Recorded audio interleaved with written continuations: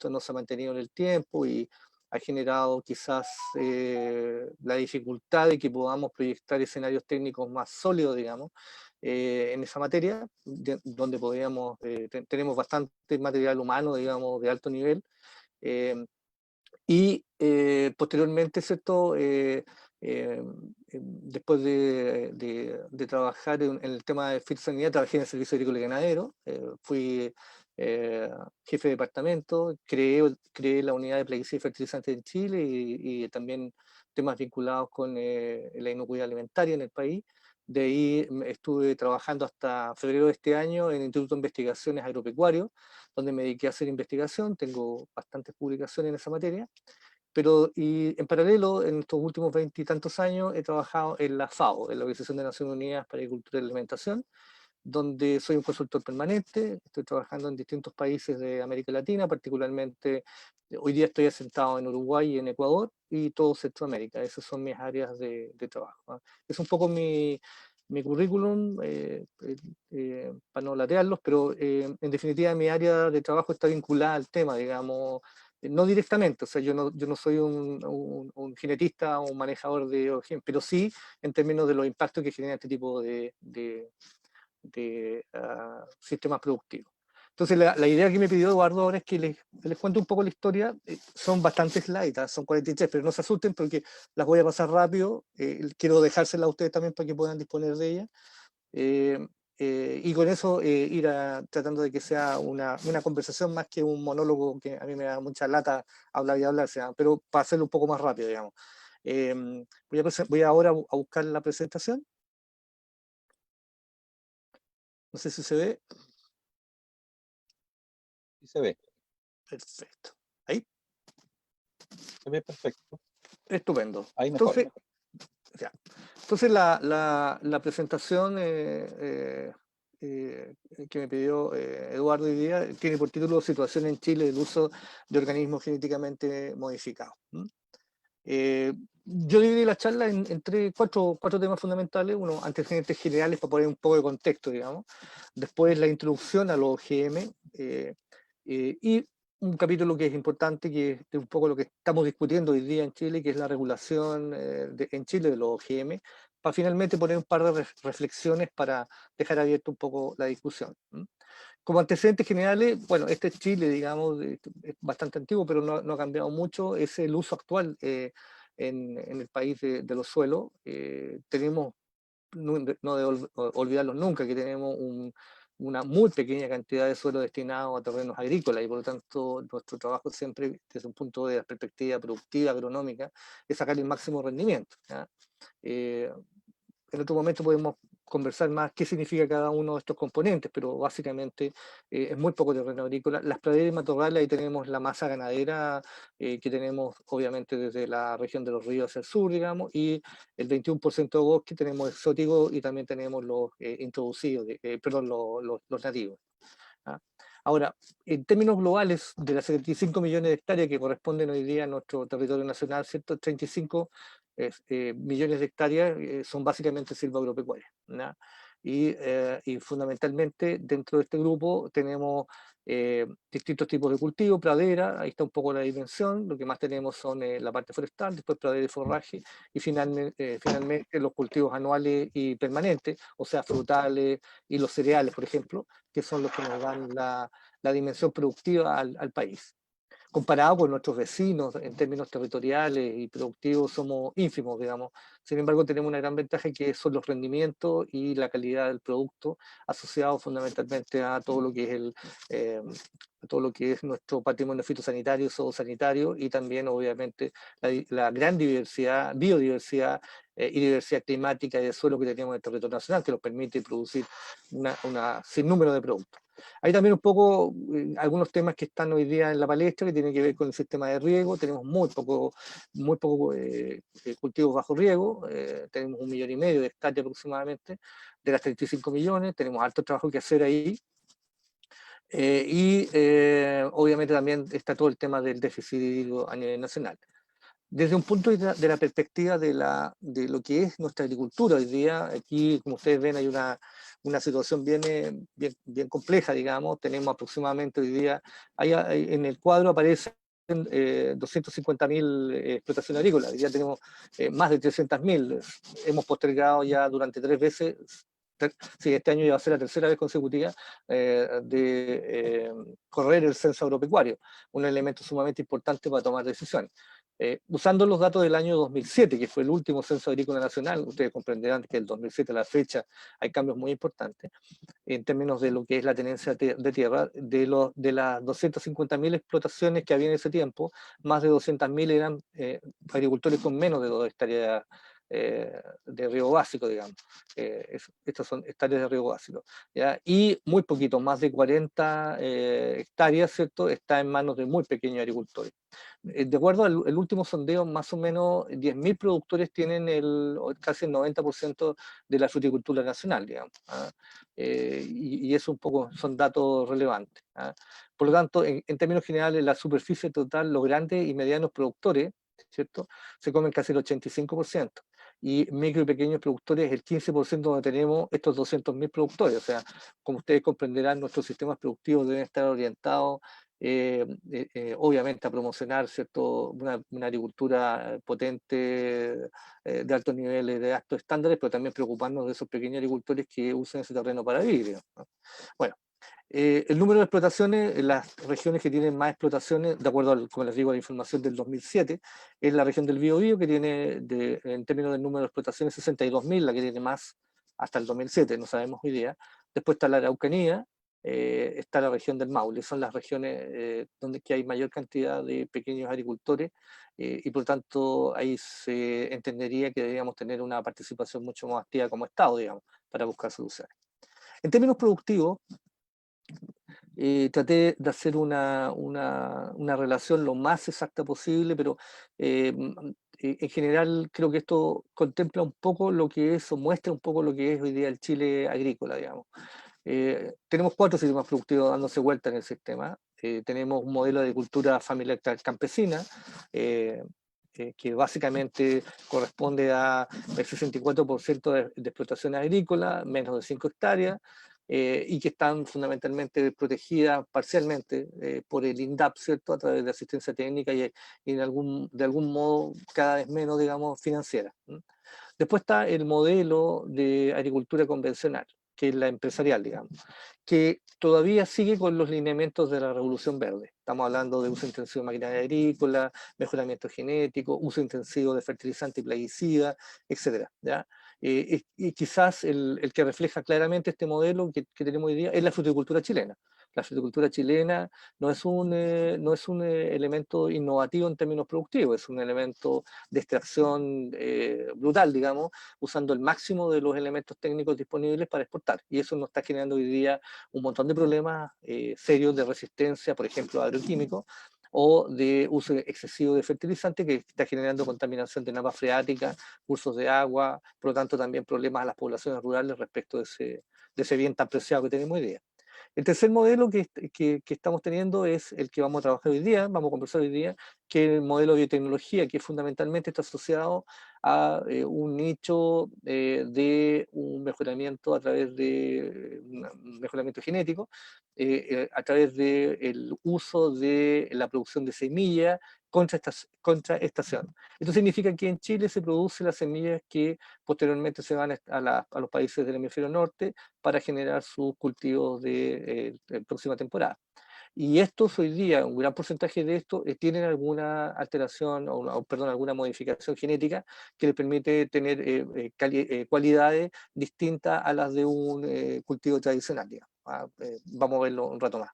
Y el último tiene que ver con el modelo de producción orgánica, que básicamente está atendiéndose fuertemente esto. Hay una gran presión internacional porque los productos salgan de esta línea de la agricultura convencional, de revolución verde, con uso intensivo y con fuerte presión sobre el medio ambiente, para buscar algo que sea mucho más cercano al medio ambiente, no alterarlo tanto, no dañarlo en forma demasiado abrupta.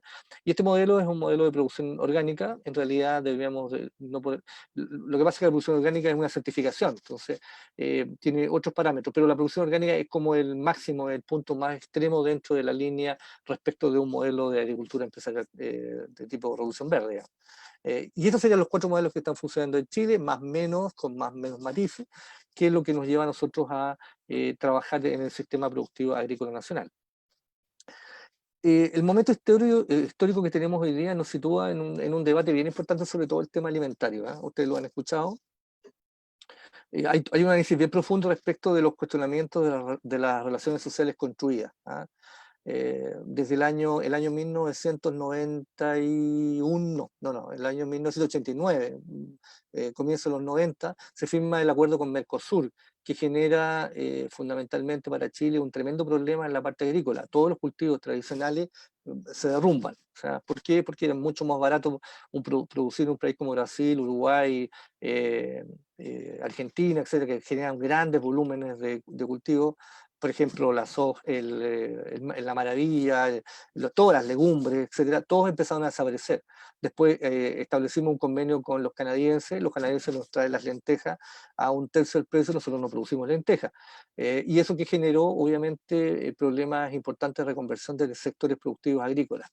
Y hoy día estamos viendo un poco este tema, digamos, dado que dependemos de muchos de esos cultivos del exterior y no tenemos por lo menos una base mínima dentro del país. Eh, lo otro tiene que ver con el análisis y el cuestionamiento de los sistemas productivos imperantes en la sociedad hoy día, fundamentalmente desde los bienes naturales hasta el consumo final, digamos. O sea, estamos produciendo, pero ¿qué hacemos con el agua, con el suelo, hasta con el aire, digamos, de un punto de vista productivo que nos compete a nosotros? Y hasta el consumo final, o sea, la pregunta es, ya, perfecto, se está produciendo de esa manera, el punto es, ¿qué hacemos nosotros para cambiar eso? Cuando nosotros estamos pidiendo todos los días comernos un bife de chorizo, digamos, y eso significa una gran cantidad de recursos ambientales para poder producirlo, ¿no? El otro es, y también ahí entramos el tema que globaliza todo este concepto, es la soberanía y la seguridad alimentaria. Desde hace mucho tiempo que en Chile no se hablaba de soberanía y seguridad alimentaria.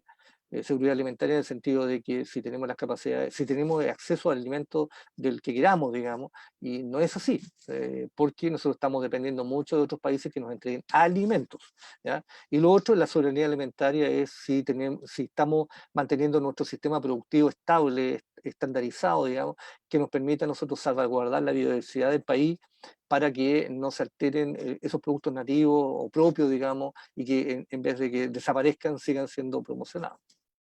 Estas son algunas de las cosas que ha generado este COVID, digamos, ha generado como análisis más profundo y que vamos a tener que tratar sí o sí en lo que se viene en adelante.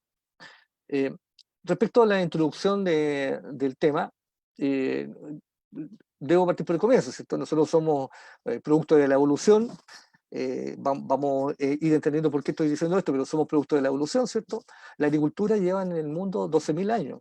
Somos bastante nuevos desde un punto de vista y los avances en la agricultura han sido sistemáticos en el tiempo. Sin embargo, hay procesos que se están repitiendo desde el año 1 de inicio de la agricultura hasta el día de hoy, digamos. Por lo tanto, las alteraciones son de otra magnitud, digamos. ¿Ah? Ahora, el desarrollo de la técnica y posteriormente la tecnología nos ha dado cierta supremacía, o por lo menos lo pensamos así, sobre las demás especies, y eso ha implicado que de algún otro modo cuando entramos a trabajar, nosotros alteramos el medio ambiente, la agricultura altera el medio ambiente. Nosotros somos disruptores del medio ambiente, lo que hacemos es que sacamos de un lugar, de una superficie, todo lo que estaba anteriormente para colocar algo que sea para nosotros necesario, una semilla, una planta, un animal. Y la idea es que nada que estaba ahí en ese lugar vuelva a ese lugar. ¿Por qué? Porque si no nos altera el producto que necesitamos. Por lo tanto, nosotros, la agricultura es disruptora del medio ambiente y eso no podemos olvidarlo nunca. Entonces, en el caso de los organismos genéticamente modificados, podemos ubicarlos dentro del sistema biotecnológico y como uno de los elementos que ha ido desarrollándose en esta alteración controlada, entre comillas, ¿cierto?, que tenemos en el sector productivo agrícola nacional o internacional, ¿ah? unos elementos previos es qué es biotecnología, para que lo entendamos.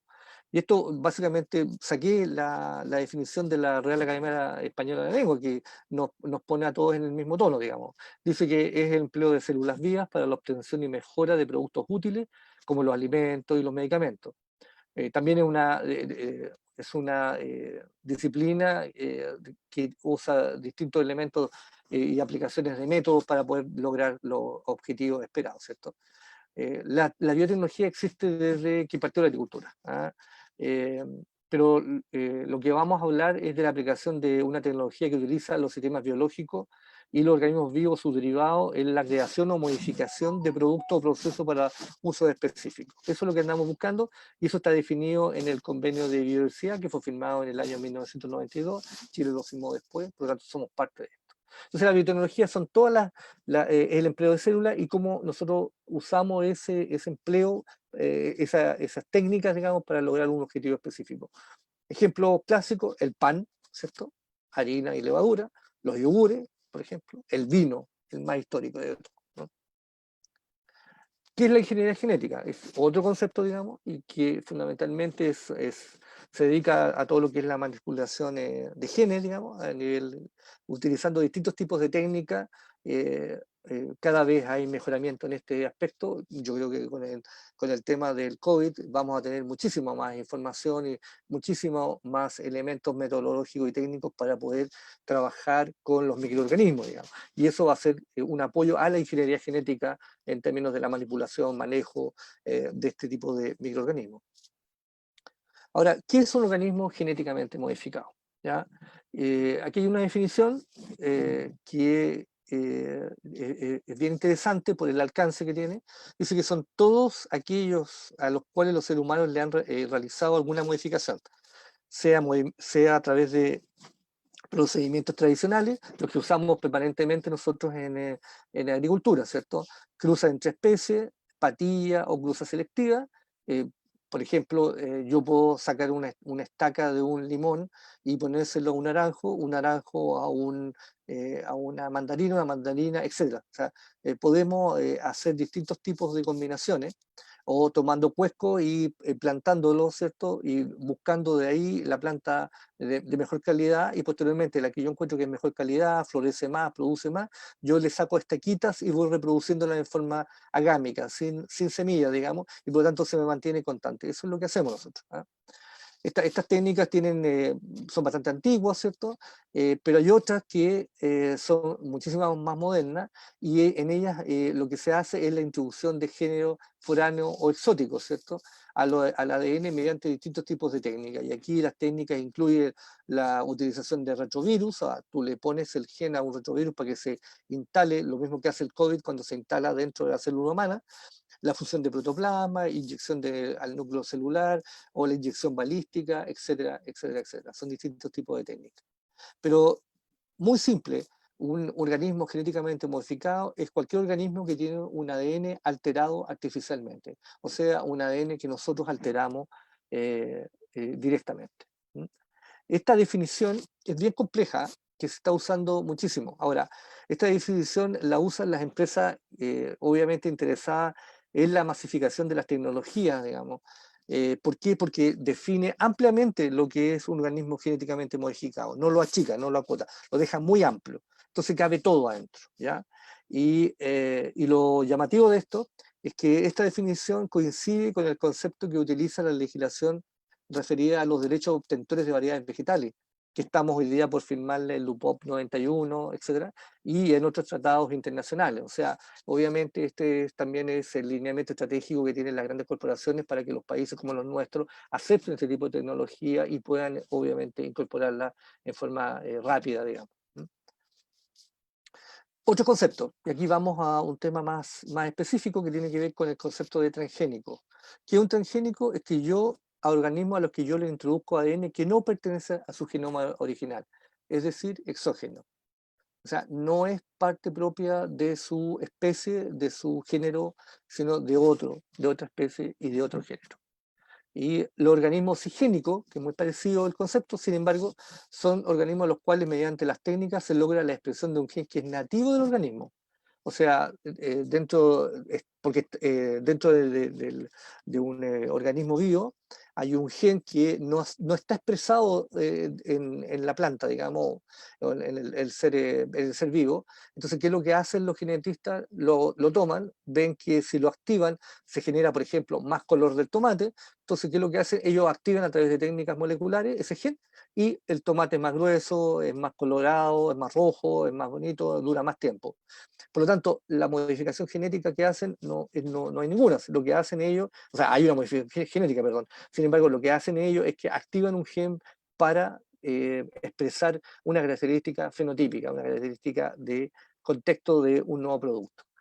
Aquí hay una diferencia, ¿cierto? Porque en definitiva, estos genes, al ser un gen nativo, tú no estarías haciendo una modificación e introduciendo un gen exótico y por lo tanto no deberíamos tener grandes diferencias en términos de eh, un producto original, digamos, un organismo original. Algunos alcances no menores, no hay que confundir, o más bien dicho, ¿cierto? Hay que diferenciar entre biotecnología, ingeniería genética y transgénesis, porque a veces se confunde y esto se forma un problema bastante importante en términos de discusión. De hecho, en el Parlamento me invitaron un par de veces a hablar sobre esta materia vinculadas, digamos, yo expliqué también esto, porque a veces están dentro del texto, se van confundiendo los conceptos y eso va generando un problema. Lo que sí hay que saber de dónde viene el concepto, para poder tener claro cuál es la orientación. Todos los conceptos tienen una orientación, tienen un origen, y por lo tanto hay que tener mucho cuidado de dónde viene, digamos, ¿ah? Ahora, otro tema también que es bien importante y que no es un alcance menor, es que se logra en algunos países eh, eh, implementar un concepto bien complejo a mi juicio, ¿cierto? Que es la equivalencia sustancial. O sea, si yo tengo una planta transgénica versus una planta tradicional, un tomate que yo le hice una modificación genética a través de una transgenia, y versus un tomate tradicional, el lima chino, digamos, de acuerdo a estos algunos países, eso es exactamente igual. O sea, hay una equivalencia sustancial entre esa planta transgénica y la tradicional, lo cual muchos estamos en desacuerdo porque una planta que tú hiciste una modificación genética, tú estás cambiando algo, estás cambiando la proteína, la secuencia bioquímica, y por lo tanto hiciste una alteración de algo y eso puede generar algún tipo de efecto, ¿cierto?, no esperado, versus a un producto que tú tradicionalmente vas a tenerlo siempre exactamente igual. Entonces, la equivalencia sustancial es un tema muy complejo, y que también, obviamente, las empresas grandes lo tratan de biotecnológica que vienen este tipo de productos, tratan de instalarlo de tal manera que permita que entre sin problema en la mesa de todos nosotros, digamos. Por lo tanto, aquí tenemos el dilema, mis queridos correligionarios. El dilema es, por un lado, semillas transgénicas o los organismos genéticamente mejorados. Al incorporar todas las características inexistentes de plantas pueden permitirnos qué cosa, aumentar productividad, mejorar calidad, valor nutritivo, ahorrarnos recursos económicos, etcétera, y tener mayor rentabilidad a los productores. Por otro lado, se temen los posibles efectos de riesgo impredecibles, tanto para la salud humana y para el medio ambiente. El más complejo para la salud humana se proyectan ciertos aumentos en las alergias, vamos a explicarlo un rato más, y lo otro, el medio ambiente, todo lo que es contaminación cruzada, y que puede generar efectos importantes en la biodiversidad biológica. ¿Por qué la oposición del organismo a los organismos genéticamente modificados? ¿Ah? Hay grupos muy importantes en el internacional que están en contra de la liberación de organismos genéticamente modificados como alimentos. Desde Greenpeace, está Consumer International y otro grupo de ONGs que ven ese tipo de temas. Yo hice una pequeña compilación de cuáles son los elementos más generales por los cuales hay oposición respecto a los OGM. Uno, hay desde la más compleja, digamos, hasta alguna, obviamente, muy subjetiva. Una razón, a mi juicio, bastante subjetiva son razones de tipo religiosa, que por lo general están muy relacionadas a la animadversión o a la molestia respecto de la introducción de la ciencia en cuestiones que están relacionadas con la evolución, ¿ya? Y aquí, de algún otro modo, hay un grupo muy importante que habla de que los científicos quieren parecerse a Dios, digamos. Y eso para ellos es un tema ya muy de fondo y obviamente un tema de formación y doctrinario extraordinariamente duro, en lo cual tú no vas a poder cambiar nunca con elementos mucho más estructurales desde un punto de vista científico, porque es una visión personal y única, digamos, que tiene cada persona. El segundo tema tiene que ver con la conciencia medioambiental. Esto ha aumentado, ¿cierto? Bueno, vemos todo lo que lamentablemente el año pasado no tuvimos la COP medioambiental más importante, donde se discuten los temas relacionados con los impactos que está teniendo el medio ambiente, básicamente de origen antropogénico, por parte de nosotros, digamos, los seres humanos, por la ruptura del medio ambiente y por lo tanto este tema también resulta relevante para la conciencia medioambiental. Hay mucha preocupación respecto de una posible transferencia de las propiedades de transgénicos a cultivos nativos, lo que puede generar evidentemente alteraciones importantes o pérdidas de biodiversidad importantes que son nuestro legado más básico dentro del planeta, digamos, como elemento relictual para poder buscar nuevas mejoras productivas y mejoramiento de la alimentación a nivel mundial, digamos. Otro tema también tiene que ver con que elevar los niveles de erosión, ¿ah? Asociado a lo mismo, ¿cierto? Cuando tú empiezas a hacer desaparecer especies, se van generando problemas de pérdida de biodiversidad y eso va generando elementos también de degradación espacial, digamos, muy específica. El otro también es el incremento del uso de plaguicidas, ¿ah? Al revés, se hablaba de que esta tecnología iba a permitir bajar la carga de plaguicidas, particularmente de un grupo de plaguicidas que son los herbicidas o los controladores de maleza, y hoy día eso ha sido contrarrestado. Cada vez se usa más un plaguicida, el glifosato, que es un plaguicida que está asociado a el mejoramiento genético, por lo tanto es un paquete tecnológico que se vende.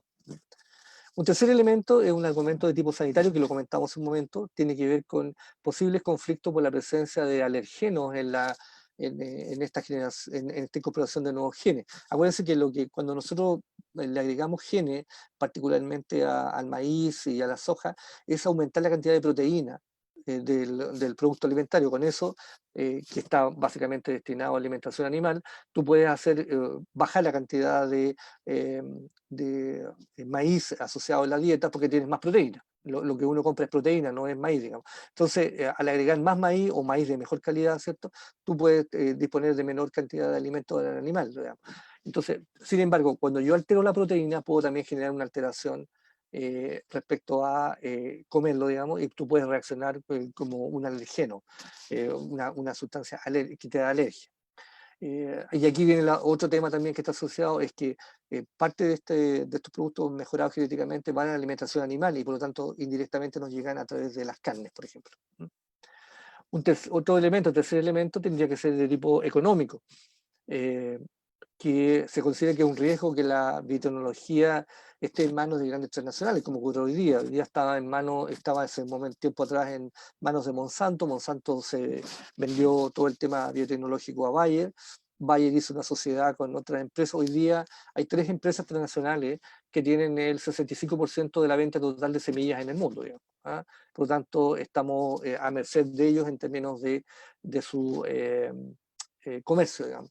Ha aparecido en el mercado además lo que se llaman relaciones de proveedores de tipo club. ¿Qué significa esto? Significa que, por ejemplo, Nueva Zelanda, que es un gran productor de fruta, no le vende una planta con mejoramiento genético a Chile, porque Chile es su competidor. Por lo tanto, Chile tiene que buscar por otro lado, plantas o mejoramiento genético para poder seguir produciendo. Entonces, esto quizás también puede pasar en algún momento determinado con productores, en este caso de cultivos tradicionales.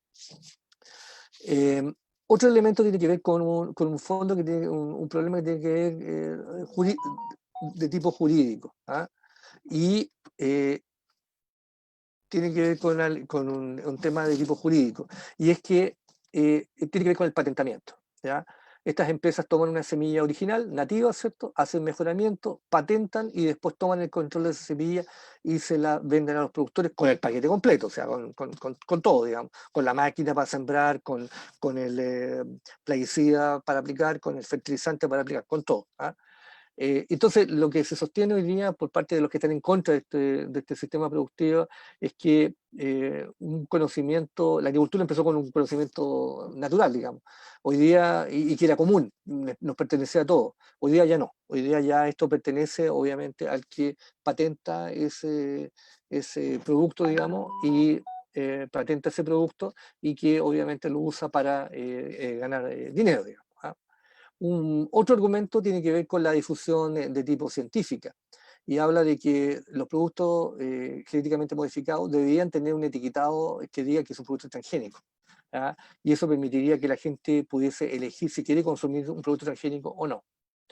Otro elemento que tienen que ver ahora a favor de las semillas transgénicas, que está utilizado fundamentalmente por las transnacionales y por un grupo importante de productores agrícolas, la foto esta es la soja, que es uno de los cultivos más emblemáticos que hay en términos de eh, la transgenia, digamos, la incorporación de genes de mejoramiento.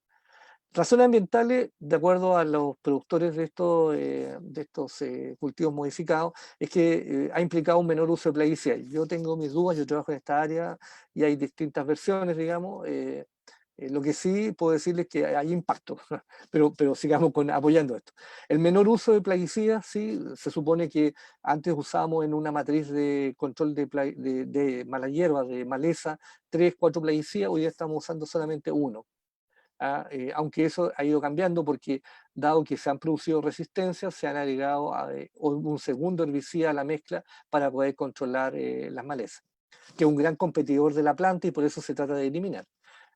Lo otro también que al usar menos plaguicida tenemos menos impacto sobre los trabajadores, o sea, menos trabajadores intoxicados, menos agua contaminada con plaguicida, etc. Ese es un argumento a favor. El otro, el aprovechamiento del suelo. La transgenia o el mejoramiento genético te permite a ti incorporar algunos genes que, por ejemplo, pueden facilitar que una planta se desarrolle en cultivos salinos, en suelos degradados, en el desierto.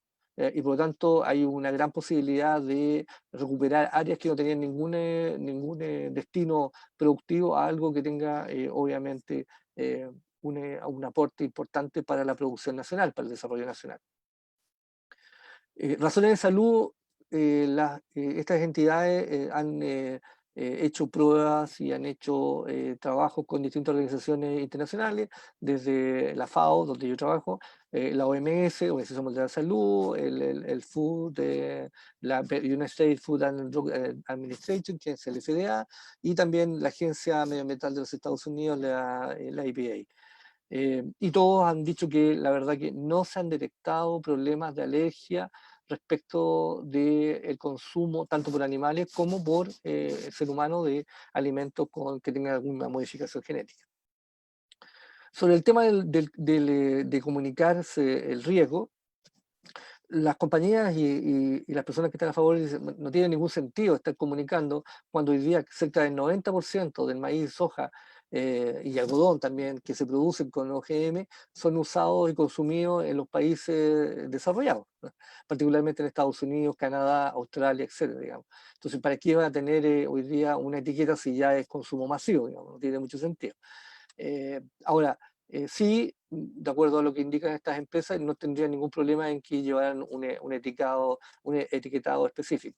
Perú sacó una normativa en el Código de Protección y Defensa del Consumidor donde obliga a que se incorporen en la etiqueta si el producto tiene alguna modificación genética, ¿cierto? Si un OGM, un transgénico, digamos, en forma específica. Es el único país en América Latina que tiene algo sobre esto.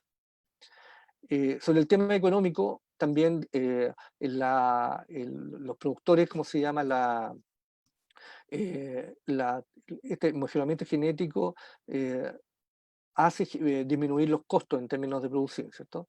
Básicamente por la reducción del uso de agroquímicos. Cuando tú aplicas un agroquímico también metes tractores, metes maquinaria, metes personas, metes un montón de gente, por lo tanto baja notable. Y lo otro, aumenta los rendimientos porque controlas a tiempo las plagas, etcétera, y por lo tanto tienes menos pérdida, aumenta tu rendimiento y tienes menos pérdida por alguna plaga, digamos, ¿ah?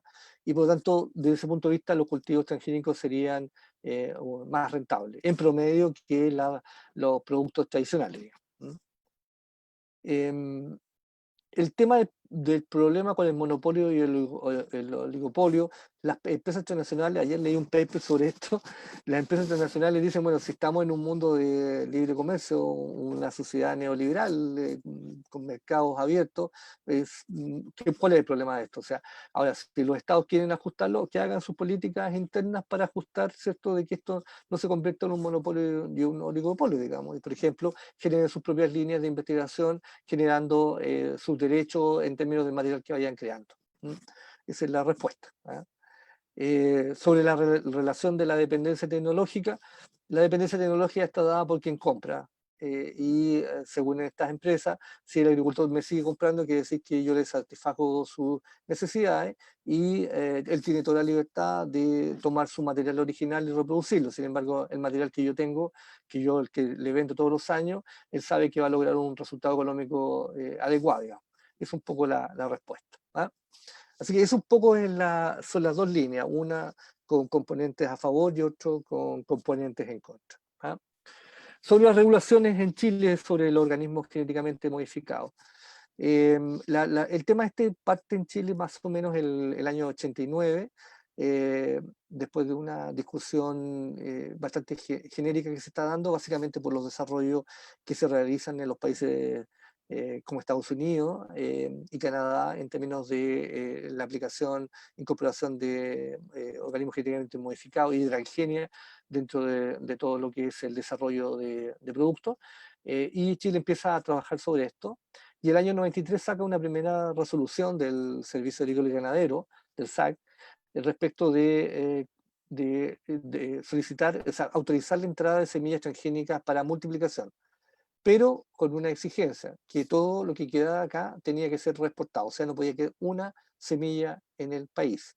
Eso significa un concepto de bioseguridad muy amplio, o sea, tú pones en una hectárea bajo una serie de limitaciones, por ejemplo, si es maíz, no puedes tener maíz a 100 metros de distancia, tienes que tener los apiarios por el tema de la polinización lejos también, etc. O sea, hay todo un sistema, y después que termina el proceso productivo, que es controlado permanentemente por la parte privada como por la parte pública, para que no se escapen los genes de polen y para que no se escapen las semillas, se controla, se saca la semilla, se barre el terreno, se destruye todo lo que está dentro y es como si no hubiese quedado nada. ¿Ya? Ese es el concepto. ¿Ya?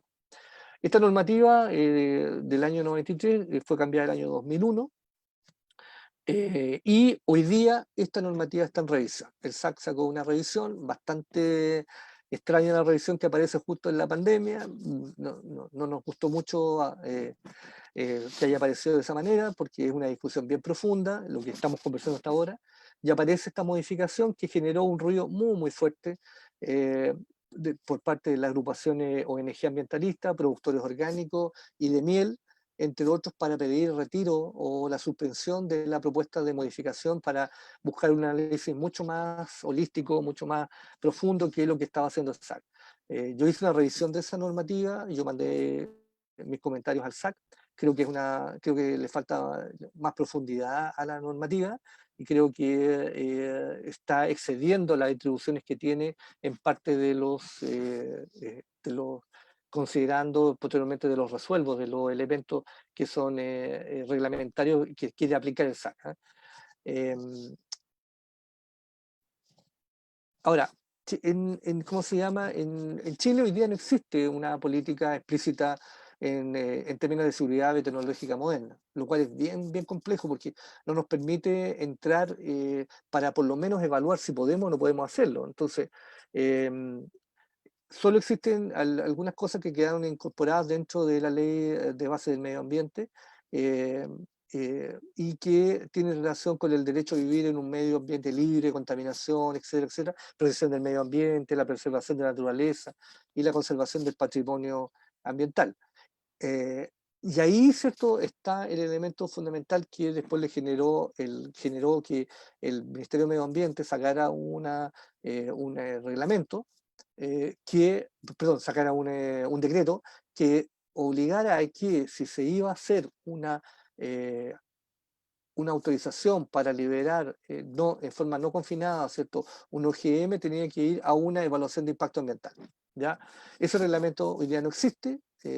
¿Por qué? Porque se necesita una ley que tipifique qué es la liberación del medio ambiente por parte de un OGM, que ha estado en discusión desde hace ya 15 años, como ustedes saben, ¿cierto? Esta ley, que se llama la ley de los transgénicos, digamos, que fue patrocinada hace muchos años atrás por algunos diputados, después entró al Senado y ahí se quedó rebotando y está totalmente paralizada. Este tema es bien complejo, ¿ah? Porque genera la polarización, genera una polarización muy importante, ¿ah? Y creo que le ha faltado un poco de contenido más técnico para poder abordarlo adecuadamente. Hay un componente político, hay un componente social, hay un componente, como los vimos, de distintos ámbitos, que debe ser obviamente considerado para poder tomar las decisiones. Pero están muy enfrentados los sistemas y eso impide que podamos avanzar en esta materia. Este es un resumen de las regulaciones que existe hoy día. El que tiene la potestad más importante operativa en esta materia hoy día es el SAC y es el Ministerio de Salud a través del Instituto de Salud Pública. Aquí están todas las normas que tiene el SAC hoy día, donde autoriza el consumo animal de soja, por ejemplo, transgénica. Hay todo un tema de la protección de información confidencial, eh, dado que vienen paquetes técnicos donde explica la forma a través de la cual opera un transgénico y obviamente esa información de respaldo. También está todo el tema de las reglas de bioseguridad para productos farmacéuticos, que también tienen algunas modificaciones genéticas. Y finalmente también el consumo animal de maíz transgénico, que fue uno de los primeros autorizados. La norma del Ministerio de Ambiente, que es esta, en la ley 2417, ¿cierto?, que habla sobre cultivos para liberación ambiental no confinada. Esto básicamente, no confinada quiere decir que no hay riesgo de que altere alguna planta, digamos, que no hay movimiento por polen, etcétera. Sino aquí estamos hablando de, por ejemplo, para la industria minera. ¿Para qué puede servir? Para concentrar, que se a través de bacterias, cobre, etcétera. ¿Me entienden? Es para eso el sentido. Y aquí en esta ley establece que debe generarse un reglamento, lo cual no se ha generado porque están a la espera de la ley, ¿ya? Después está la norma del Ministerio de Salud, ¿cierto?, que establece un procedimiento para evaluar eventos a utilizar en la industria alimentaria. ¿Qué cosas vamos a utilizar en la industria alimentaria? Y finalmente, Senapesca también participa en esto para la regulación y utilización de uso de OGM en acuáticos. Inicialmente se estaban usando algunos productos en la industria del salmón, digamos, ¿ah? También asociado a esto. Sobre el SAC ya más o menos hemos comentado que básicamente lo que debe establecer son normas y procedimientos para cumplir con la importación, la multiplicación de semillas, los ensayos de evaluación en el campo, la cosecha, la exportación y sobre todo todas las medidas de resguardo, todas las medidas de bioseguridad que están asociadas a los remanentes, a los subproductos y a los desechos que se generan una vez que tú cerraste el proceso de producción de un organismo genéticamente modificado, en este caso semillas de exportación, contratación a los países desarrollados. El Ministerio de Salud tiene un decreto, que es el 977, que aprueba, que es el reglamento sanitario, y en el reglamento sanitario, que es nuestra carta de cómo nosotros producimos alimentos en Chile, cómo lo vendemos hasta en los restaurantes, todo lo relacionado con alimentos, dice que todos los alimentos y materias primas deben responder a una composición química, microbiológica y organoléptica que está establecida en las especificaciones de esta norma, digamos. Dice que los eventos biotecnológicos que modifiquen determinados elementos y materias primas para consumo humano, etcétera, deben tener la autorización por parte del Ministerio de Salud.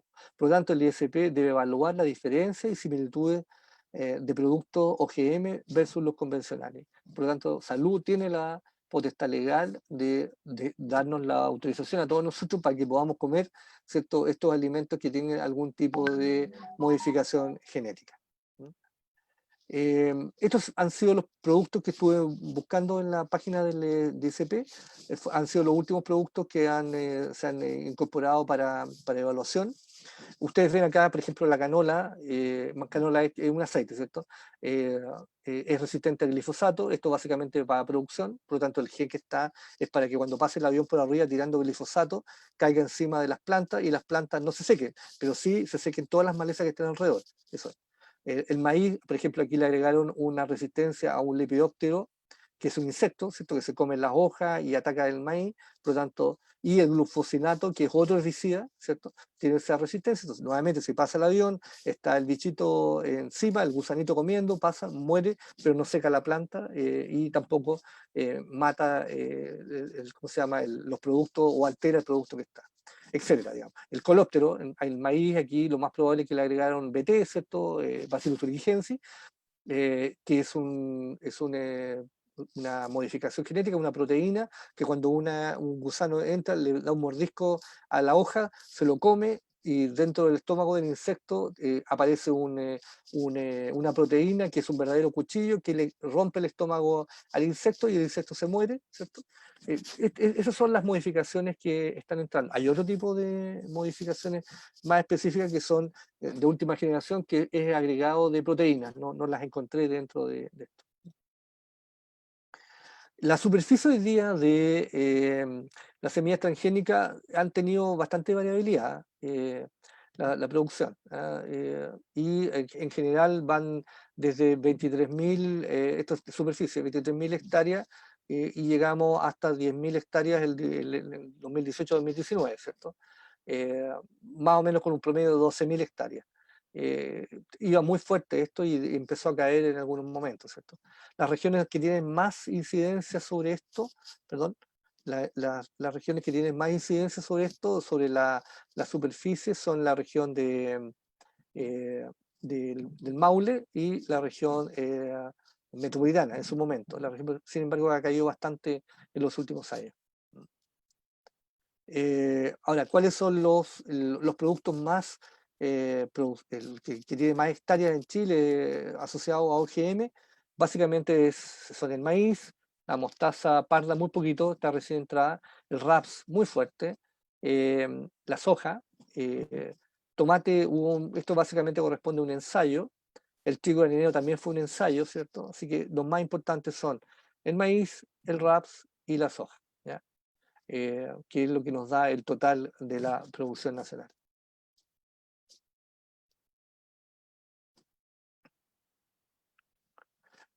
A nivel de situación de nuestros vecinos, digamos, los cultivos biotecnológicos hoy día suman en el mundo, esto es más global, perdón, son 191 millones de hectáreas, que ya más o menos equivalente a la superficie completa de México, que realiza producción transgénica, digamos, con mejoramiento genético, incorporando genes exóticos.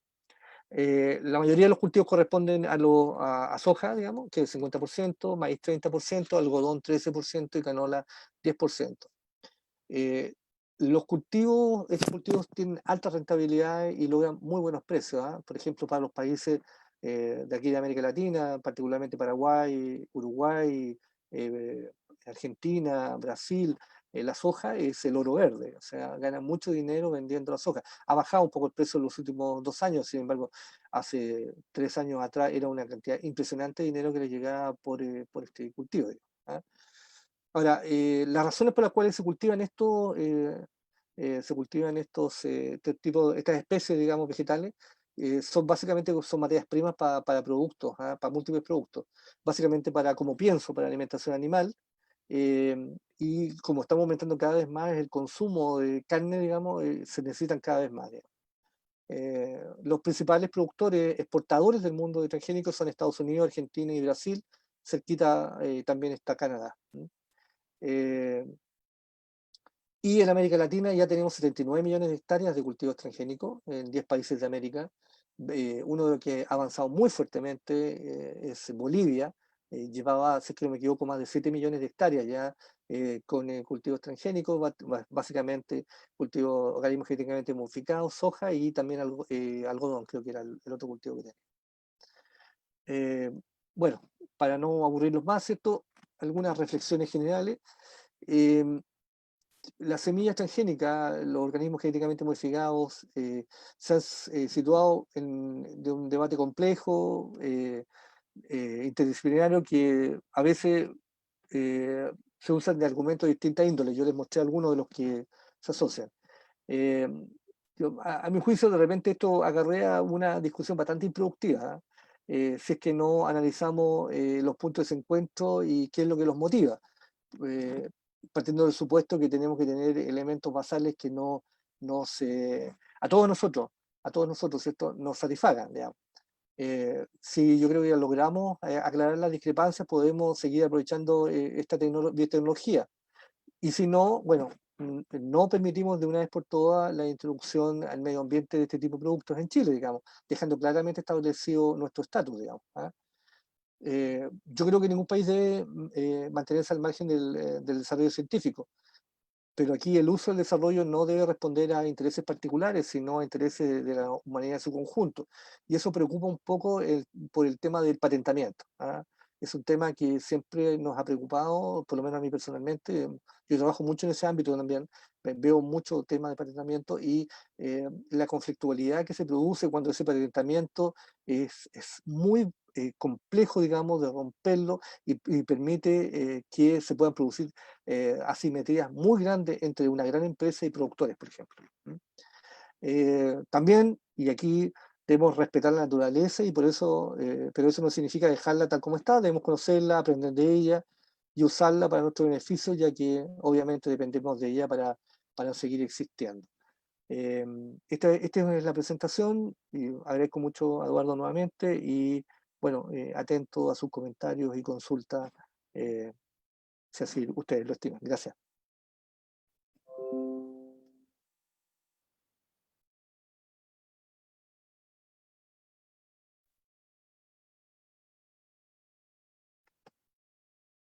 Gracias, Arturo. Vamos ahora a iniciar las preguntas. Voy a tratar de configurar para que puedan prender sus micrófonos para formular preguntas. La idea es que sea pregunta y no una reflexión muy larga, o sea, contextualizar la pregunta, hacerla, y todos los comentarios los vamos a hacer ya un poco en la sección final.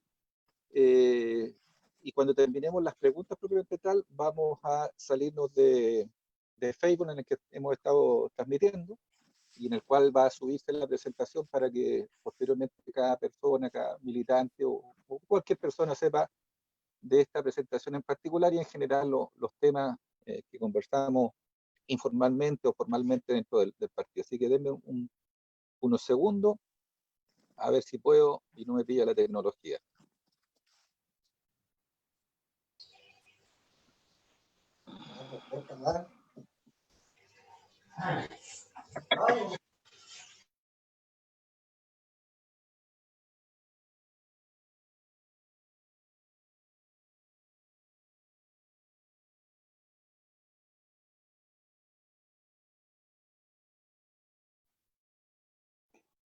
Eduardo, oh, Alfredo,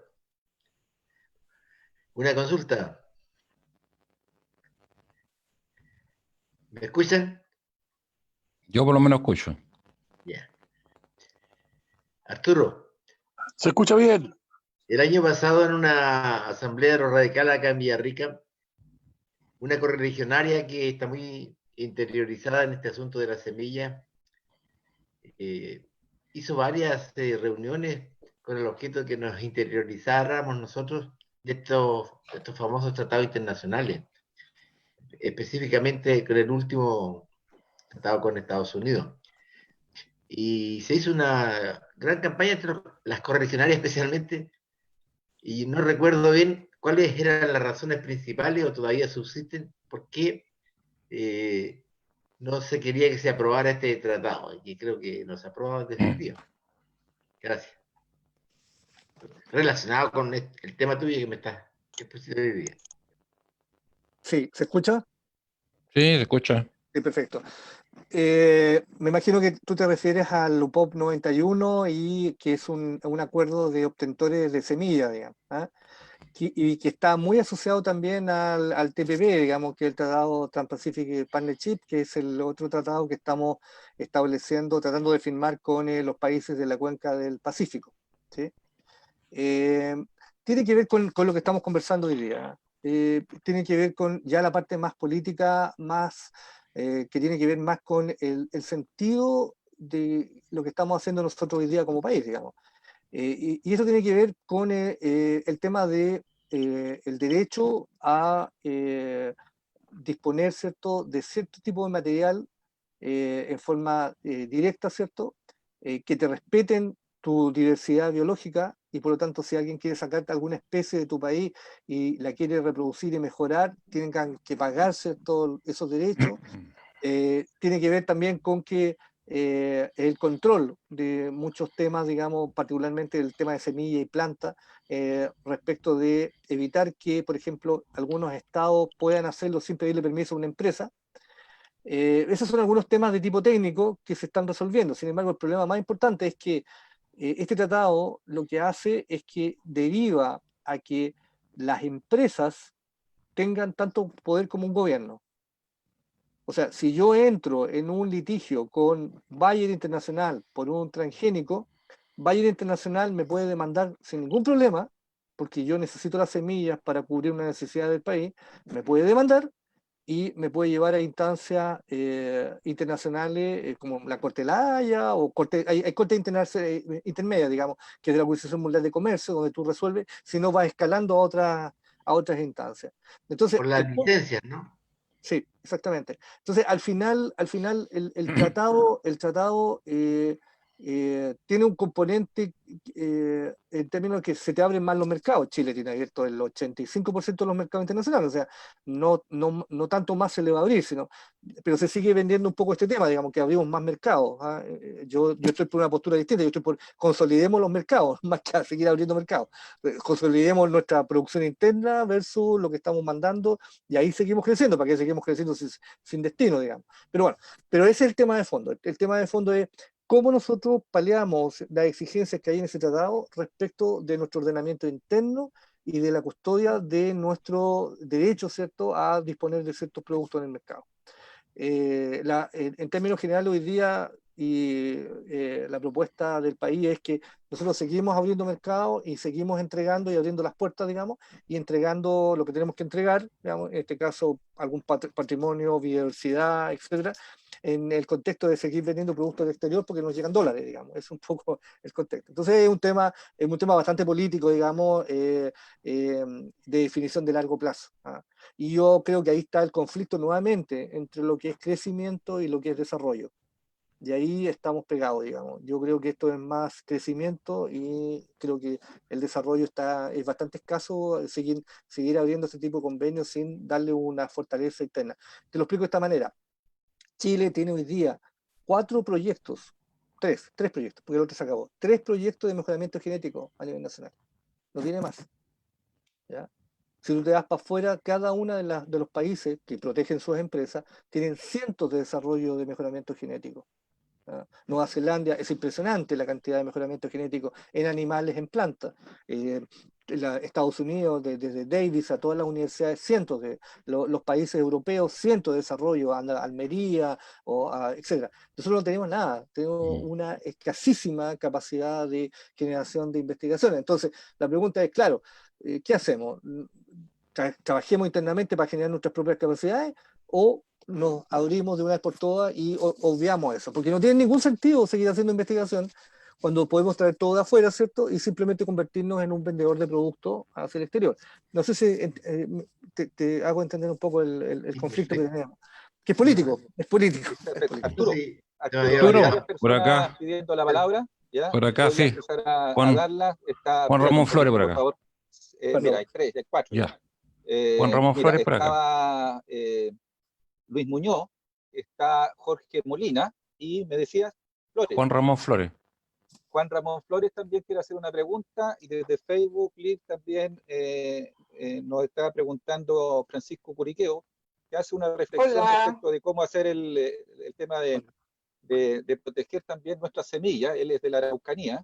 Hay que generar multiplicación de nuestras semillas, etcétera, etcétera. Entonces, te vamos a tirar estas 4 personas que van a preguntar, tú redondeas y después seguimos con otras 4. Así que, en el orden que le había señalado, Luis Muñoz, después estaba Jorge Molina y Juan Ramón Flores. En ese orden, tus preguntas, por favor. Gracias. Correligionario Correa, mis felicitaciones por su exposición. Me deja al día. La verdad es que estoy, digamos, en los últimos 20 años de mi vida acá, estoy preocupado más de la parte de la salud que de la parte de la agricultura. Debo decirle que yo participé en la reforma agraria en los tiempos de la Unidad Popular y veo de que estamos en el mismo punto en cuanto a la propiedad de la tierra y la distribución como estaba en el año 70, es decir, hemos retrocedido 50 años, de la misma manera que estamos retrocediendo ahora con este coronavirus en los avances sociales y todas las cosas que se habían logrado. Pero yendo a lo fundamental en lo que usted tocó. En esa época se producían semillas, me tocó trabajar a mí en la Agrícola Nacional, ANASAC, que era productora de semillas certificadas, registradas, y bueno, lógicamente, cuando ya se acaba el latifundio con la reforma agraria, parece que esa producción de semillas también se fue.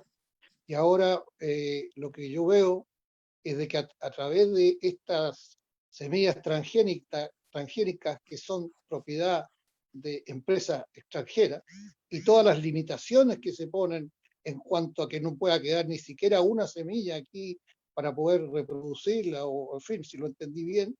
Entonces hay tantas limitaciones que lo nacional ya se perdió. Mi pregunta va a lo siguiente: ¿de qué manera INDAP y el Servicio Agrícola y Ganadera pueden incidir en preocuparse de activar a nuestros pequeños agricultores que puedan, digamos, tener fuentes de ingreso que sean significativos a través de semillas que son de origen nuestro y que es lo que la gente quiere comer, porque la gente quiere comer cosas que no tengan, ¿cómo se llama?, desinfectantes, que no hayan sido tratados de otra manera. Entonces, allá voy, es decir, de qué manera nosotros, con lo poco que nos queda, porque ya la propiedad de la tierra, olvidémonos, ¿ah? Entonces ya la problemática, ese sería otro tema de hablar de otras cosas, pero es lo principal. ¿Cómo nosotros podemos procurarnos nuestras propias semillas de acuerdo con los suelos que nosotros tenemos, de acuerdo con en fin, los climas que tenemos a lo largo de todo nuestro país? Gracias. Muchas Jorge gracias. Molina, tienes la palabra, Jorge. Hola, estimado, bueno, primero felicitarte por la exposición, muy interesante. Muy grato escuchar. Son dos preguntas. Uno, cuando hablas respecto a cómo se está desarrollando un poco el mercado con Monsanto y todo, explicaras un poco cuáles son, se podría decir, los grupos económicos que están involucrados, porque yo sé, no sé, porque la familia Bombard, por ejemplo, tiene negocios de semillas, para hacernos un escenario más o menos político de cómo viene la mano en el fondo, para poder tener la claridad, porque en el fondo, claro, uno habla mucho de investigación que se podría desarrollar y todo eso, pero al final después nos enteramos que, no sé, tal grupo al final se quedó con el negocio y nuevamente empezamos después a reclamar respecto a esa situación.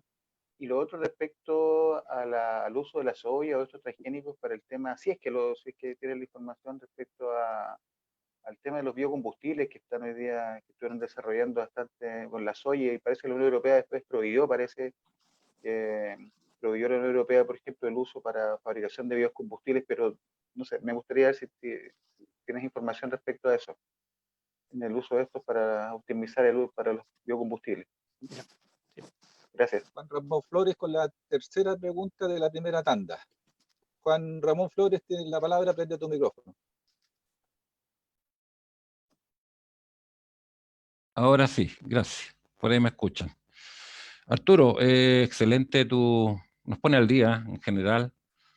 Uno escucha muy poco sobre lo que es agricultura y todo lo que se está desarrollando a nivel nacional o lo que viene de afuera, desgraciadamente. Ahora todos dependemos de todo lo que se desarrolla afuera y tenemos que asumirlo. Somos un país chiquitito, pero tenemos que luchar para superarnos aquí adentro. Pero Chile está dividido en el norte, centro y sur. Normalmente todo lo que se ha desarrollado centro y sur, pero se olvidan un poquitito del norte, en mi parecer, con los más de 30 y tantos años que viví en el norte de Chile, en la minería, y preocupado un poco también dentro de lo técnico-político por los pueblos del altiplano chileno. ¿Ah? Y bueno, ahí están todavía los aymaras y la siembra de la quinoa, que es un producto que hoy día hasta caro se vende, pues. Sin embargo, ya hasta otros países lo están desarrollando. ¿Para qué decir Bolivia? Bolivia vive de quinoa. Y pues primero la quinoa, después van los tunares y el maíz del altiplano. Pero la quinoa es un producto que debía desarrollarse con mayor fuerza en todo el norte de Chile. Sin embargo, tenemos solamente la comuna de Colchane, la comuna de Pica, San Pedro y algunos ayllus que desarrollan una cantidad moderada del producto. Así como Cariquina, el año 97, no hace mucho, ¿cierto? Sembraba 20 hectáreas, pero sin embargo, 24 años atrás, más de 200 hectáreas. O sea, ¿qué ha pasado? ¿Por qué no el INDAP, SAC o la CONADI no se ha preocupado por desarrollar más este producto que es del altiplano chileno? Si bien es cierto, después de la guerra del Pacífico pasó a ser chileno, estamos de acuerdo, pero potenciarlo, no olvidamos de los pueblos del altiplano chileno, para dejarle el lugar de trabajo, potenciarlo en agricultura, ya con ingeniería de la agricultura, y finalmente, ¿qué podemos hacer para definitivamente aumentar el potencial productivo de los pueblos que están quedando más viejitos? Se han hecho muchos reportajes en la televisión y los vemos cómo viven y apenas de qué viven. ¿Ah? Y la verdad es que tienen un gran potencial en esta siembra de quinoa. Y la pregunta es clara: ¿cómo aumentar ese potencial productivo preocupándose un poco más del norte y del altiplano chileno? Gracias, ilustre mi palabra. Mira, Arturo, tienes la palabra para contestar Sí, esta tanda. sí, gracias, gracias por los comentarios y por las preguntas. Don Luis, sobre el tema de la tenencia de la tierra, sí, la verdad que primero estamos todavía frente a la ausencia de un censo agrícola, agropecuario. La ausencia de un censo agropecuario, estamos jugando con cifras que la verdad que son de imaginación solamente. ¿Ah? Y aquí hay un tema bien importante, ¿ah? Que tiene que ver con hoy día la solidez y la estructura del Ministerio de Agricultura. El Ministerio de Agricultura acaba de tirarse una propuesta, que estoy preparando un documento ahora sobre eso, de Ministerio de Cultura, Alimentación y Desarrollo Rural. Le quieren cambiar nombre. Hice la primera análisis del ministerio y la verdad que es exactamente lo mismo, salvo que le agregan pesca. ¿Ah? Y se incorpora pesca dentro, digamos, pero estructuralmente cuando uno lee el planteamiento y el diagnóstico, no encuentra nada nuevo, digamos, no encuentra ninguna señal que diga, bueno, ¿qué es lo que quieres tú hacer ahora con este cambio de agricultura, alimentación y desarrollo rural? Tú pretendes frente a eso que si es agricultura vas a tener un discurso agrícola potente, digamos, enfocado a, obviamente, abordar toda la complejidad del sistema agrícola rural, particularmente también de que el sector agrícola está asociado a la ruralidad y la ruralidad está asociada a niveles de pobreza también, y por lo tanto ahí tenemos un tremendo trabajo que hacer. Ahora, en la alimentación, cuando yo están tirando alimentación, quiere decir que alimentos pasa a agricultura. Eso significa toda la reglamentación hoy día existente que está en manos del Ministerio de Salud, transferirla a la agricultura. Y desarrollo rural es establecer una política rural nacional, digamos, de una vez por todas, digamos. Si tú analizas la propuesta del ministerio, no hay nada de eso. ¿Ah? Sigue siendo lo mismo de apertura de mercado, el concepto del patrimonio fitosanitario, que cada vez cae más, digamos, podemos conversarlo en otra oportunidad, cada vez se cae más, ¿cierto? Tenemos todos los años 3 o 4 plagas nuevas, a una velocidad impresionante de erupción dentro del territorio nacional. Tenemos una fuente de información como DEPA que cada vez es más pobre, tiene menos información, levanta menor datos, por lo tanto es muy poco claro cuáles son las políticas agrícolas en distintas materias, digamos. Entonces, al final hay una ausencia de información, de diagnósticos claros y que haya una propuesta de una política agrícola en el país. Yo creo que ese es un gran tema. Y frente al tema que decía don Luis sobre la distribución y la participación de INDAP y SAC, hoy día son netamente operativos en términos de darle respuesta el SAC a la gran exportación nacional, digamos. El SAC está manejando el 80% de sus recursos hoy día destinados a todo lo que es la exportación pecuaria, agrícola y forestal. Internamente, en términos de vigilancia agrícola, que es el contexto que debe trabajar para proteger el patrimonio fitosanitario cada vez menos, digamos. INDAP, ¿qué es lo que hace? Da asistencia técnica muy marginal, usa los prodesales, ¿cierto? Regionales, sin capacitarlo, y que cuando cambian los alcaldes, cambian todos los equipos técnicos la mayoría de las veces, por lo tanto parten de nuevo. Entonces, al final, reitero, no tenemos una línea clara respecto para dónde va esto, digamos. Y estamos manejándolo en estas, como les dije yo, 200.000 productores pequeños agricultores, versus los 8.000 productores de exportación que tienen un ritmo, tienen, ¿cómo se llama?, recursos humanos y técnicos y financieros suficientes como para su propio trabajo, pero el Estado también está al lado de ellos. Entonces, ahí hay un tema bien complejo. Ahora, lo que preguntaba que el correligionario Molina sobre los grupos económicos, las dos únicas entidades nacionales que hacen hoy día en Chile semillas son Bombaer, ¿cierto?, y el INEA, no hay más.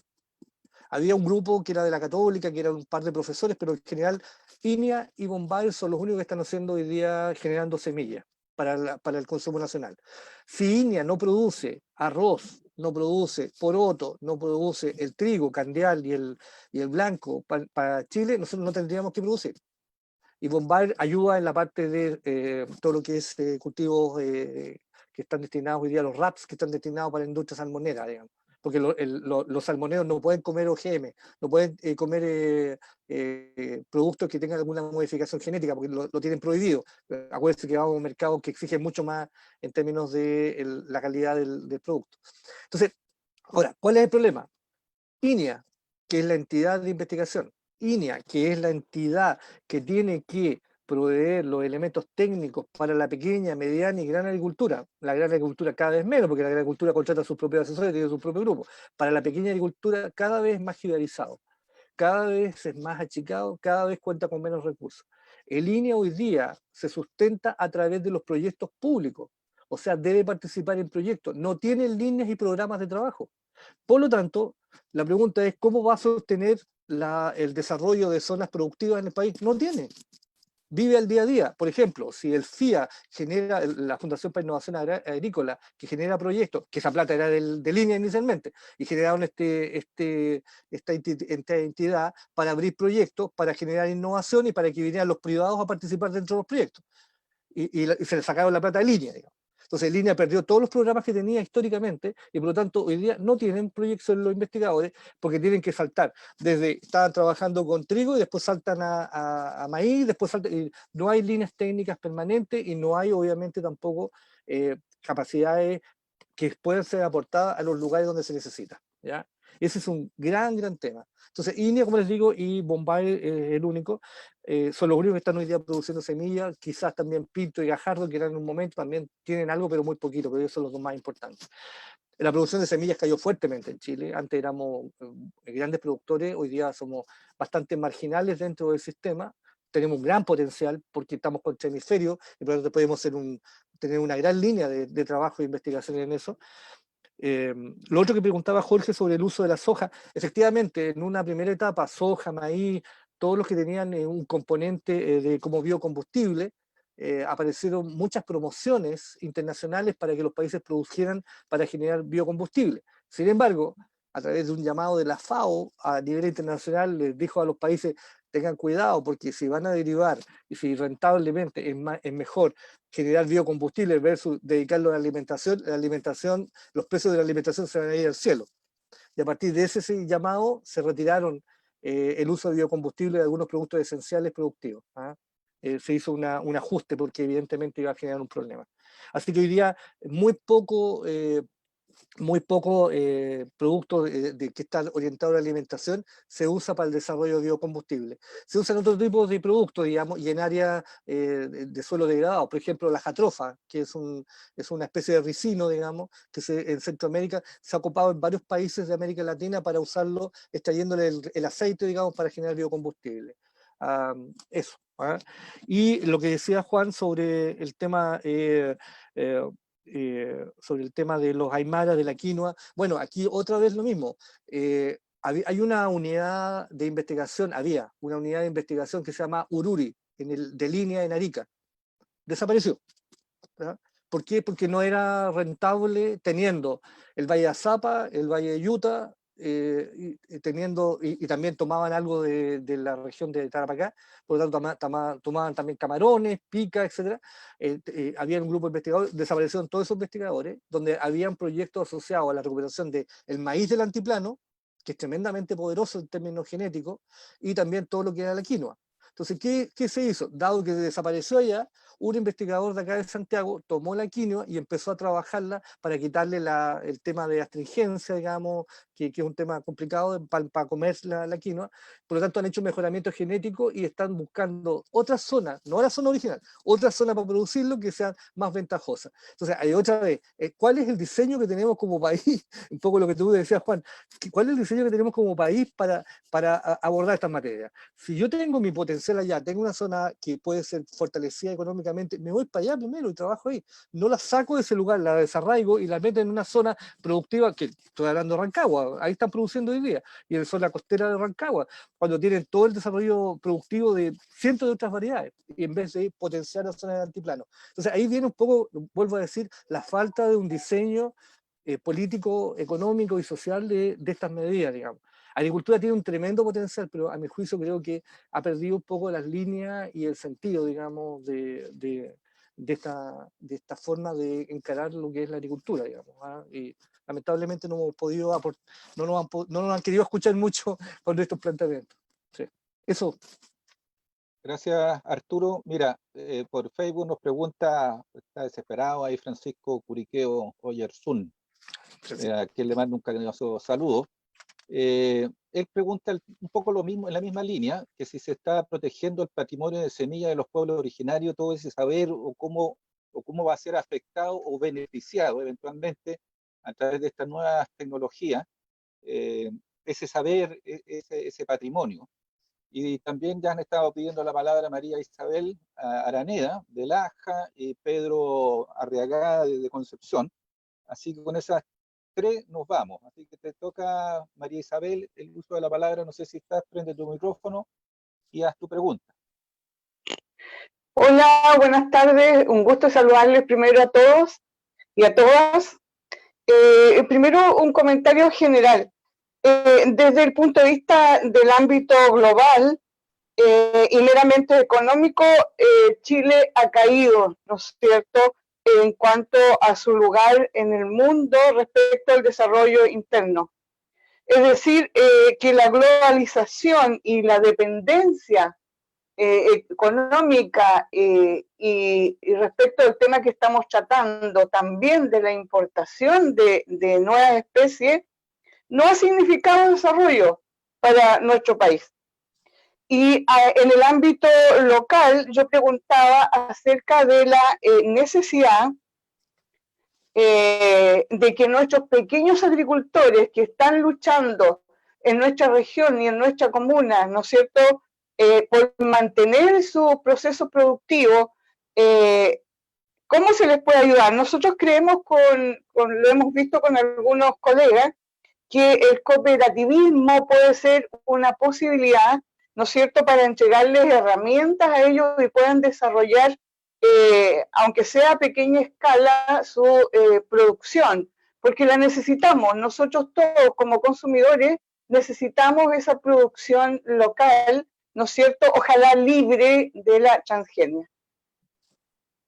Esa es mi pregunta. Y lo otro es que la fiscalización es absolutamente insuficiente. ¿Cómo se puede mejorar eso también, específicamente respecto del uso masivo de herbicidas y de insecticidas? Gracias, María Isabel. Vamos a ver si está Pedro Arregada por ahí para formular su tercera pregunta y después Arturo contesta. Hola Arturo. Me, in- me resultó algo interesante. Primero hago la pregunta y después trato de darle un poco de contexto. Un poco criticas o sugieres que este ministerio debería tener estratégicamente quizá un camino distinto o una hoja de ruta distinta. Si podría ahondar más en esa hoja de ruta, ¿qué camino? Porque creo que no solo el tema de la semilla también, o no solo el tema de la investigación en semilla y el patrimonio propio en el aspecto, sino también está en la lógica del agua, lo que acaba de proponer María Isabel sobre el tema del cooperativismo. ¿Cuál crees que debería ser hoy día? Deberían ser los paradigmas, los modelos que debería seguir el Ministerio de Agricultura. Eso principalmente. Porque, bueno, el contexto es, tú mencionabas que era muy poco lo que se hacía en términos de semillas, pero creo que Corfo hay unos programas de mejoramiento genético que debería financiar. ¿Y sabes por qué me preocupa un poco el tema de cómo regular la inversión en I+D, maíz? Porque si yo tomo el valor agregado ese de los centros a los cuales se ha puesto recursos directos, el aporte en la industria ha sido bajo. Aquí solo en Concepción veo la UDT como centro hay dos centros que tiene la UDECONCE, la UDT, que es el de los químicos, y el COPA, el de oceanografía, pero el impacto en la industria de ellos, sabiendo que se les pone en promedio del orden de 5 o 6 millones de dólares al año, que es un platal del punto de vista de investigación, consideren que un solo fondo nacional tiene el orden de 30 millones de dólares al año, entonces darle 6 millones a uno es harto, y el impacto en cambiar la industria forestal o química en general ha sido bajo. Entonces, ¿cuál es tu propuesta en ese aspecto? Gracias, Eduardo. Y gracias, Arturo.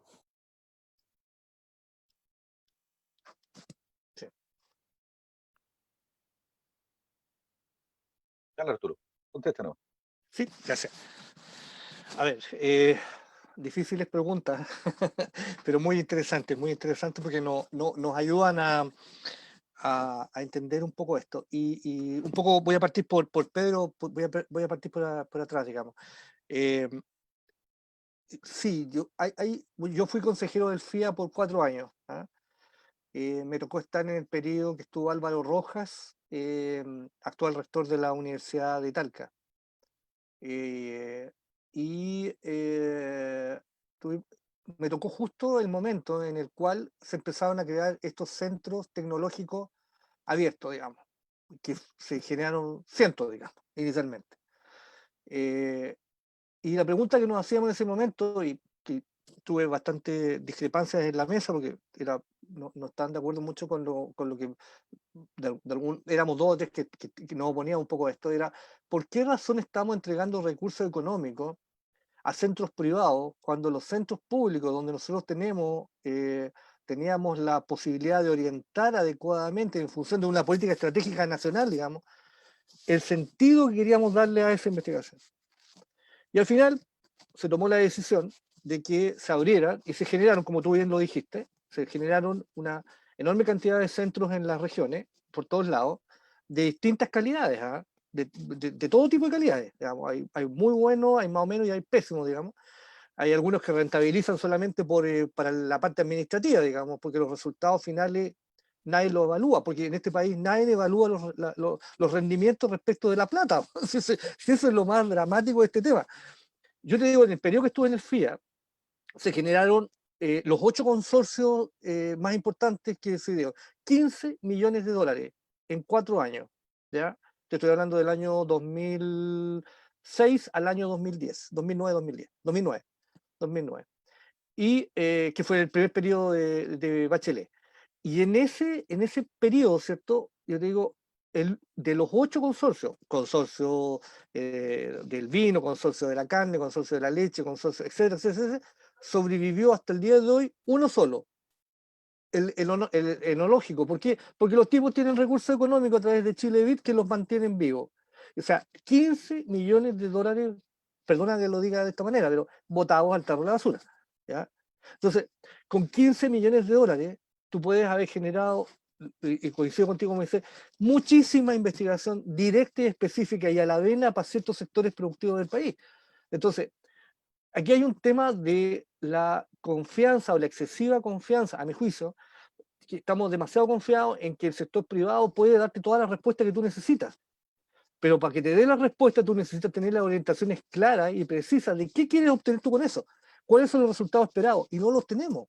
Si tú revisas todos los concursos que hay, inclusive los Corfo, revisemos el focape que están tirando con el tema hoy día, Piñera, es un desastre, porque tú puedes interpretarlo de cualquier manera, entonces tú no entiendes qué es lo que quieres hacer con eso. Entonces, el Estado, como hoy día tiene miedo de poner la cancha bien rayada y decir, para allá vamos y para allá vamos, digamos, y este es el resultado esperado, yo quiero conseguir eso, no lo estamos haciendo. Entonces, se pierde la orientación. Si tú analizas las propuestas, son muy genéricas, técnicamente te piden cosas muy específicas, pero tú no tienes claro para dónde va, cuál es el resultado esperado final. ¿Ya? Entonces, aquí hay un problema bien de fondo, ¿eh? Y yo creo que la apuesta de innovación, de I+D y más I, digamos, de innovación, es una apuesta que hay que hacerla totalmente de acuerdo, pero a través de un análisis de tipo político técnico muy especializado, ¿cierto?, que nos permite a nosotros orientar directamente a dónde hay que llegar los recursos económicos. Te lo doy de otra manera. Me tocó participar me pidieron para que hicieran la capacitación por el proyecto Araucanía. El proyecto Araucanía tenía por objetivo, se dieron cuenta que la Araucanía, ¿cierto?, tenía potencial para la parte hortícola. El porcentaje de participación hortícola en la Araucanía dentro del contexto nacional es el 2%, o sea, cero. De hecho, la gente trae desde el norte, trae las verduras hacia el sur, y la idea era potenciar en la Araucanía un centro para producción de hortalizas, que tienen todas las capacidades, y tienen todas las tecnologías, generarlo, pero había que instalar el tema. ¿Ya? Se contrataron un montón de asesores y expertos, y al final eso terminó millones en nada, digamos. ¿Te fijas? O sea, se está tratando de hacer, pero no hay una dimensión estructural de qué quieres hacerlo, dónde quieres hacerlo, cuál es tu piloto, cómo lo vas a ordenar, y invertir obviamente en capital humano y en recursos de inversión, porque si tú no tienes técnicas específicas para producir, dependiendo de la zona, por lo tanto no tienes gente que trabaje en investigaciones y desarrollo, si tú no tienes permisos especiales, resolución sanitaria, o sea, tú tienes permiso para, ¿cómo se llama?, para que puedas tener agua limpia, puedas tener un permiso del Ministerio de Salud, porque no te lo dan, porque no tienes un filtro, no tienes nada, entonces no puedes hacer nada, ¿me entiendes? Entonces, hay una dimensión que es espacial y que tienes que vincularte directamente a ese proyecto específico para poder lograrlo, digamos, pero eso tiene que ser a través de una medida política estable en el tiempo, sistemática y con resultados esperados que concluyan en algo concreto. Hoy día liberan la propuesta, la tiran, ¿cierto? Y después van viendo los resultados por gente que trabaja, que muchas veces son colegas que tratan de hacer lo posible, pero no tienen la fuerza como para seguir impulsando, y finalmente el que tiene el proyecto termina, entrega los resultados, entrega el documento, ¿cierto? Se va y queda todo abandonado. Y ahí aparece un poco la pregunta de ¿cómo se llama?, del tema del cooperativismo, del análisis de los recursos naturales locales, digamos, del análisis territorial, del ordenamiento territorial, cómo queremos ordenarnos territorialmente para poder establecer esto y cómo funcionamos. No lo tenemos. Yo te digo, es una falencia notable que hay hoy día. O sea, este gobierno instaló cuando llegó con la directora de la EUDEPA, que hizo un posgrado en el cooperativismo europeo, que no tiene nada que ver con la realidad chilena, digamos. Trató de instalar le puso cooperativismo moderno. ¿Ya? Nunca entendimos cuál era la diferencia entre cooperativismo, pero le agregó moderno para poner una diferencia, digamos. Entonces, cooperativismo moderno. Obviamente me imagino para sacarle toda la idea socialista y todas las que les parecían un poco urticarias, digamos. Entonces le puse moderno. Ahora, en ese proyecto que buscaba generar nuevas unidades, ¿cómo se llama?, de cooperativas, que tú sabes que en Chile tenemos, son 12 las que funcionan y son 6 las que son realmente funcionales, digamos. No pudieron hacer absolutamente nada, digamos. ¿Por qué? Porque no tenían el lineamiento estratégico, no tenían el grupo técnico que los apoyara, entonces al final no pudieron avanzar en esta materia tampoco. Más todo lo que ha pasado desde octubre a la fecha también obviamente le ha impedido avanzar. Entonces hay un tema estructural de política donde hay que sentarse a escribir, ¿cierto? Y analizar territorialmente, no para la industria de exportación, no para los que tienen capital, no, es para la pequeña agricultura, para darle una salida técnica, digamos, y que puedan, en unidades pequeñas, lo vimos, menos de 2 hectáreas, ¿cierto? Tener funcionalidad económica y poder vivir adecuadamente. ¿Ah? Y no que sean empleados de los 8.000 exportadores de fruta, no, que ellos tengan, ¿cierto? Y pueden hacerlo hoy día con las nuevas herramientas tecnológicas. Tú con 2 hectáreas en ciertas zonas puedes producir adecuadamente cultivos, digamos. Puedes tener rentabilidades que te permitan vivir decentemente. ¿Ah? 2 hectáreas, 2 hectáreas. Y menos, inclusive. Con 5 hectáreas, si tienes 5 hectáreas mejor, pero con 2 hectáreas tú puedes hacer viveros, puedes hacer cultivo hidropónico, puedes hacer un montón de tecnologías que tú puedes implementar para poder producir, digamos. Te estoy hablando de cultivos, ¿sí? Sobre lo que preguntaba María Isabel, respecto a la importación de especies, sí, María Isabel, estamos importando prácticamente todo. ¿Sí? Yo te decía que solamente línea, el único que está todavía aguanta el chaparrón este de que todo venga importado, digamos, línea y Bombaer, que tiene un trabajo técnico en el sur muy importante, hay que destacarlo, es un muy buen mejorador genético. Y él están trabajando para mantener esa zona todavía productiva, pero estamos dependiendo absolutamente de la tecnología externa, digamos, en términos de los otros cultivos, la parte de flores, en la parte de cultivo de frutales, el 90% de los frutales que llegan al territorio nacional son importados, de los grandes centros de desarrollo de Europa y Estados Unidos. Ahora, sobre el tema de cómo poder lograr que, repasando un poco la respuesta que le entregué a Pedro, cómo podemos mejorar esto, es un plan nacional, si esto tiene que ser cambiado, digamos, desde un punto de vista de cómo podemos darle asistencia técnica, pero que sea productiva y que sea obviamente de calidad. No sacamos nada con ir al agricultor y llevarle 2 fardos de pasto, digamos, cuando se llena de nieve y tirárselo ahí, o ir a hacerle una bodega para que guarde las cosas adentro cuando no tiene ni tecnología, no tiene técnica específica, no tiene permiso específico. Reitero, el agua, si no tienen agua potable o agua limpia, digamos, de pozo, con un filtrador y todo lo demás, que es una inversión bastante baja, pero para ellos es fundamental, si no tienen eso no pueden hacer agricultura. No pueden hacer agricultura, porque un alimento tiene que tener agua potable para poder trabajar. Si no tienes eso, a través de un concepto general productivo, la verdad que van a seguir siendo, ¿cierto?, el grupo de los pobres de la agricultura, digamos, y que no van a tener ninguna trascendencia dentro del sistema productivo local nacional, digamos. Lo cual nos permitiría a nosotros, obviamente, tener un gran potencial en otras áreas que hoy día no podemos desarrollar, sobre todo los cultivos hortícolas y de cereales, que hoy día son cada vez más detrimentes dentro del país, digamos. ¿Ah?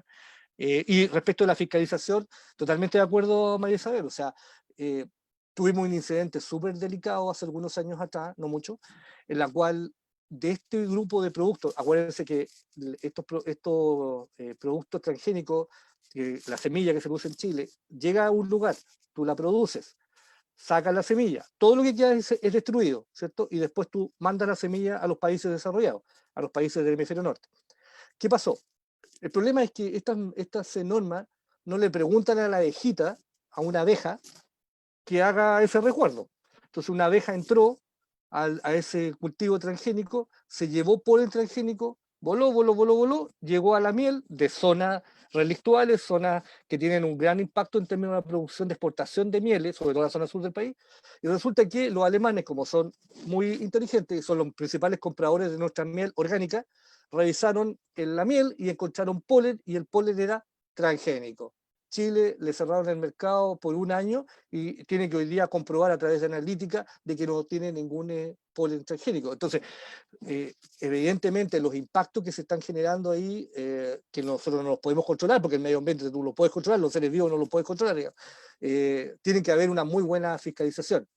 Pregúntame si hay algún modelo, que es otro tema, gran tema, es que la falta de tecnología y de nuevos sistemas de control por parte de la institucionalidad pública. El SAC no tiene ni un software Ni uno, estando en el siglo XXI, en el año 2000, ¿cuánto estamos? 2019, 2020, perdón, y teniendo una cantidad de recursos impresionante, no tiene sistemas de última generación para controlar en línea, en tiempo real, algunos procedimientos. Entonces, está muy abandonado todos los sistemas, ¿ya? Y el tema de los herbicidas, bueno, ese es otro desastre. Yo tengo hartas publicaciones científicas sobre esto, no solamente de la aplicación de herbicidas que quedan en el suelo y llegan al agua, sino lo que comemos todos los días. Estamos comiendo las verduras con una alta tasa de plaguicidas, con alto riesgo para la salud humana. De hecho, por eso el SAC prohibió hace un año, el año pasado prohibió 3 plaguicidas, digamos. Entonces, el tema es la falta de control, pero también tiene que ver con el cambio de tecnologías, ¿ya? La forma distinta de hacer agricultura, que es lo que nosotros deberíamos vender, porque somos un país que tiene una superficie pequeña, tenemos una biodiversidad que es muy interesante, y podríamos vender eso al exterior, digamos, más que vender volúmenes de cajas, de palta y de todo de productos de exportación, que nos están dando hoy día que estamos cargando mucho el medio ambiente con la utilización sistemática de plaguicidas.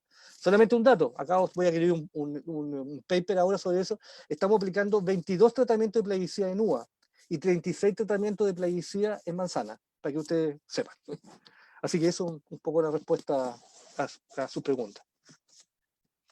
Gracias, Arturo. Ya estamos en la hora de terminar esta parte, digamos, la parte más pública de las tertulias radicales del día de hoy.